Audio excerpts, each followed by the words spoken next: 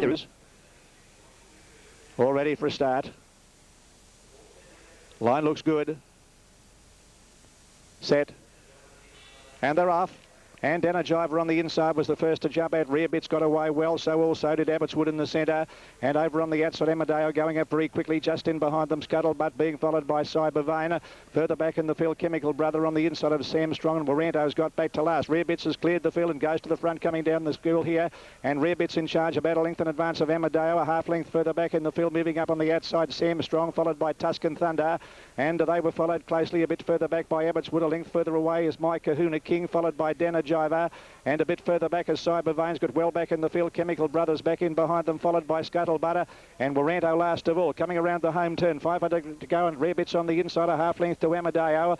A length and a half, Tuscan Thunder in the box seat over on the inside of further back Sam Strong as they straighten up from Abbotswood. Cybervane's giving these leaders a tidy start as they come down with 350 metres left to go. Rear Bits is being tackled by Amadeo. Tuscan Thunder running on down the outside, and they're followed further back in the field by Cybervane, who's giving the leaders a tidy start still. Rear Bits is going strongly inside the 200 metres, has kicked clear a length and a half. Tuscan Thunder, who's now knuckling down to his task. He's coming up quickly. Tuscan Thunder hit the front close to home. Cybervane flashing home when the race is all over, but Tuscan Thunder too good, and Tuscan Thunder wins it well from either Cybervane or Rear Bits in a photo ahead of Abbotswood close up, and they're followed next then by Energiver. Further back in the field would be Amadeo, followed next home by Scuttlebutt, and further back My Kahuna King and Chemical Brother. Sam Strong, and a long last is Waranto. Tuscan Thunder, you wanted to be on him and running. $4.60 and $1.40. First of the day here. Number 10, Tuscan Thunder, pays $4.60 and $1.40. Ran up to that good form he showed when a winner here last start. Wasn't travelling all that well about 200 ago, but now he's knuckling down to his task, as you see here. The one with the green and red hoops, raced by Joe Throsby. Congratulations to Joe. He'll either be here or looking at the race on Sky over in Perth. And Joe races this horse with Mr. E.J. Lucas, a bay colt by Last Tycoon out of Vaguely Seen. And trained by Lee Friedman at Caulfield. Eddie Wilkinson, the winning rider. Here he comes. Now all placings are up. 10, 1 and 2 official. Winner of the race is number 10. That is Tuscan Thunder, ridden by Eddie Wilkinson. Good strong win there. Second, number 1, Cybervane. He's a mile behind at the top of the straight. So his run's been very good without ever looking likely to peg the winner back. And Rear Bits has battled on well. It was going well too when they straightened up. Got clear. And just in behind them, Abbotswood's run a good race. One to keep an eye on from the Swettenham stud syndicate. Abbotswood was scratched last time out from memory at Caulfield at the barrier. Well back that particular day. Now all placings are here. 10 Tuscan Thunder, $4.60, $1.40. Defeats number 1, Cybervane, $1.40. And number 2, Rear Bits at $2.20 in the time of 1:13.9. And a nice look at this fellow by Last Tycoon, Eddie Wilkinson, the winning rider, coming back to scale after the first on the card here at Sandown. The Proud Miss Super Vobers handicap, and they have recorded 1:13.9. 1:13.9, and the fourth place getter, number 7. That is Abbotswood. Keep an eye on him. And fifth, number 9, Energiver. But Tuscan Thunder in the first of the afternoon. We'll take you back to Nick on that note. And race 2 to follow here is the A.R. Dodson Australian Hurdle at 12:36. Thank you very much, Johnny, as Eddie Wilkinson comes back there in the... And they're all set and ready for dispatch in the first event. 1,300 metres the trip. Meritas Grey, the inside runner. There's a well-known set of colours in the race on inserts. These were the colours carried to victory in a Perth Cup by Bianco Lady. Very good mare trained by Bobby Thompson. Off and running, and Ramage on the outside is a little bit slow to move at the start. Tycoon Pet has begun only fairly.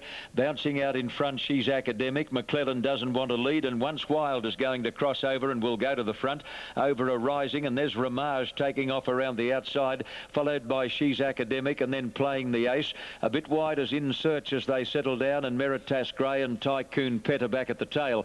900 metres out, Ramage on the outside took a narrow lead over Once Wild. A length away with the head up is a rising, followed by She's Academic, and then Playing the Ace, In Search 3 deep, and the last couple of Tycoon Pet and Meritas Grey. Coming to the 600 metres mark, Ramage on the outside is just shading Once Wild. In third place, a rising, followed by In Search, and then She's Academic looking for a run from Playing the Ace, Tycoon Pet and Meritas Grey last as they come around the corner.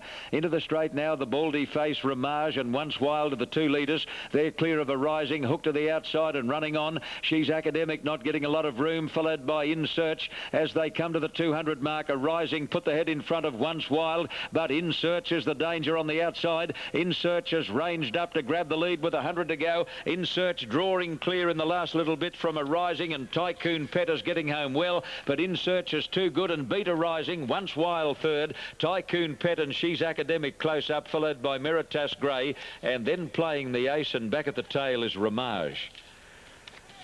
In Search makes it 2 on the trot and 2 from her last 3, and will pay $3.90 and $1.60.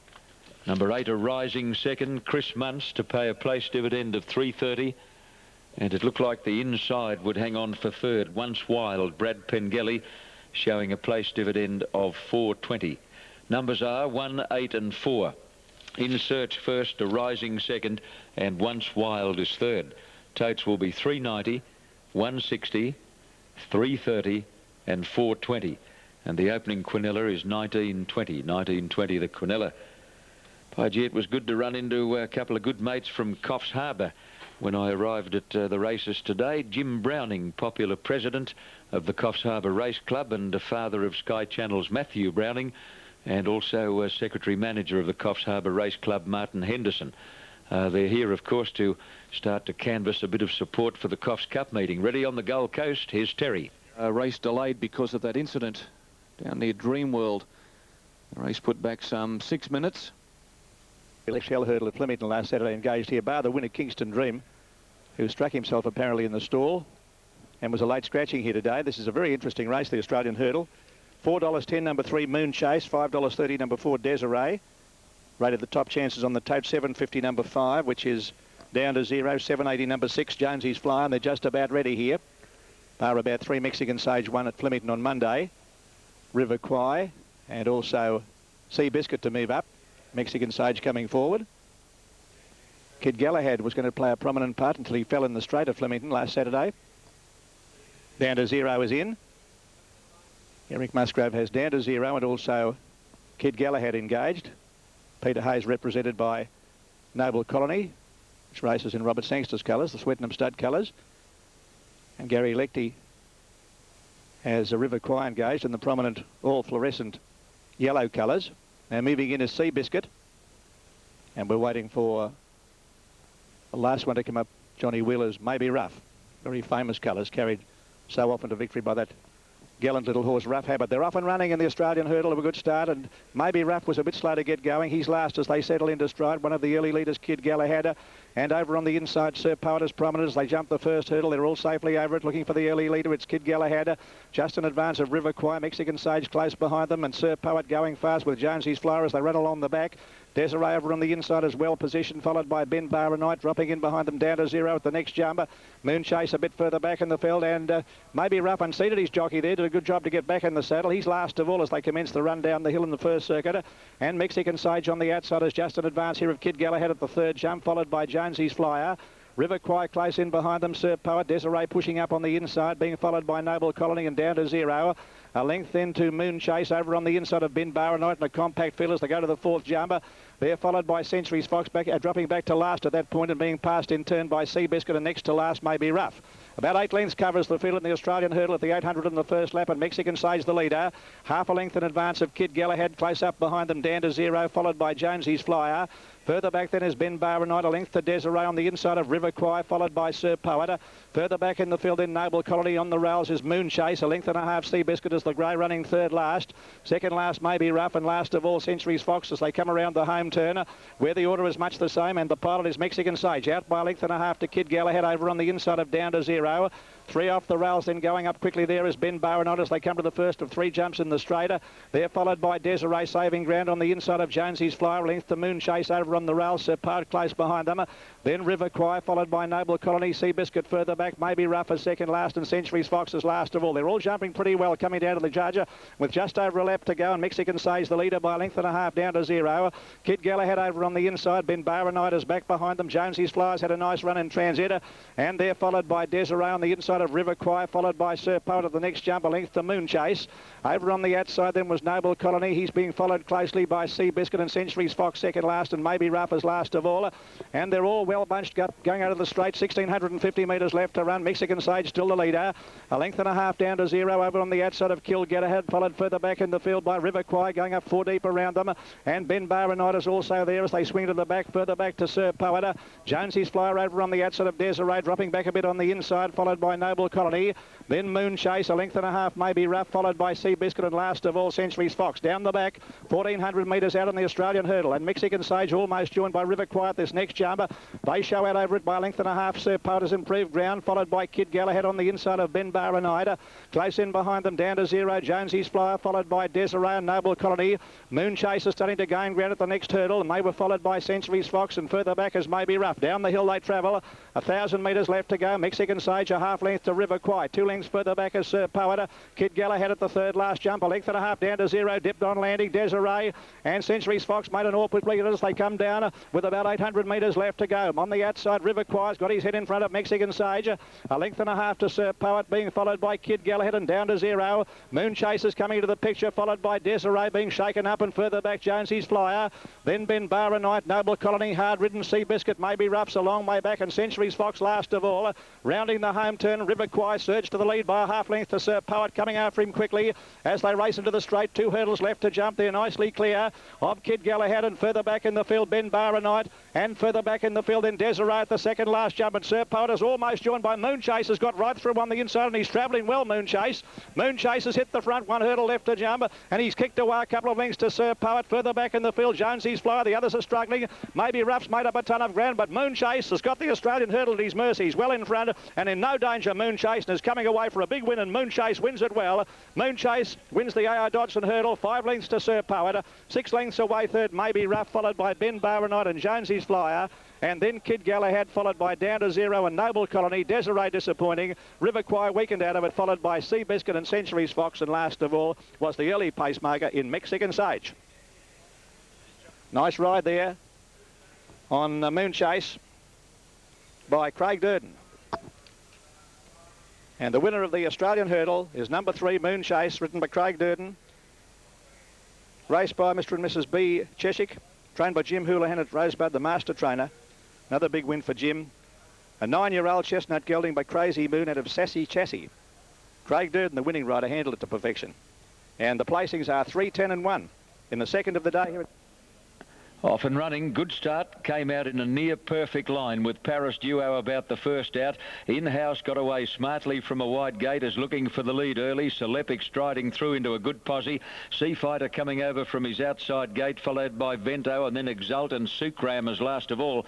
At the end of 300, and Celepic on the inside over racing is just in front of In-house at the 1,000 mark. A length and a half to Paris Duo, pulling a bit on the inside of Seafighter. 2.5 to Vento, a half to Sukram, and a length away Exult. At the 800 mark, and Celepic held well together, led by 3/4 to In-house. In third place, Paris Duo, and ahead away Seafighter. Vento is holding Sukram in the pocket at the moment. At a length and a half away, last of the 7 is Exult. Inside the 600 mark as they near the turn, Celepic led 3/4 to In-house. Seafighter's about to ease out 3 deep on the corner. Paris Duo is held up, followed by Vento. Sukram between horses, 2 lengths away Exult. Into the straight, Celepic got away from In-house on turning the corner. Now Seafighter popped the question by Larry Cassidy, has run into second place and is out after the leader. Celepic is tackled by Seafighter. Seafighter grabs the lead past the 200. Paris Duo getting up on the fence. Seafighter drew clear 100 out from Paris Duo. Seafighter's holding them as they get near home. Sukram late. Sukram with a late rush. Seafighter's hanging on, and he'll win about a neck to Sukram. Paris Duo will get third. Exult wide out is close up, followed by Vento and In-house, and Celepic is back with the tail enders, but not all that far from the winner. In fact, probably 5 or 6 lengths covered the field as they went over the line. But Seafighter looked the goods in running, and he was never really going to get beaten from the time they straightened for home, even though he didn't win by too far. Sukram's a hard horse to follow, isn't he? That was a very good run today. Held up, he got out and flashed home to get to within a neck of Seafighter. But you've got to rely on him to do it again next week. That's his problem. He's a real in and outer. He might be that kind of horse, bottled up between horses. Sometimes it can fire him up a bit, and they race well under those circumstances. But even there, he looks half-hearted to me. See him on the inside of Vento. He's reluctant to stretch out until he gets away from those other horses. See him there with the pale blue cap. Here he comes now, dark blue, pale blue sleeves and cap. Once he shakes off Vento and gets a bit of galloping room, he starts to travel. But until that happened, he just wasn't relishing it at all. I don't think he's overly ambitious, Sukram.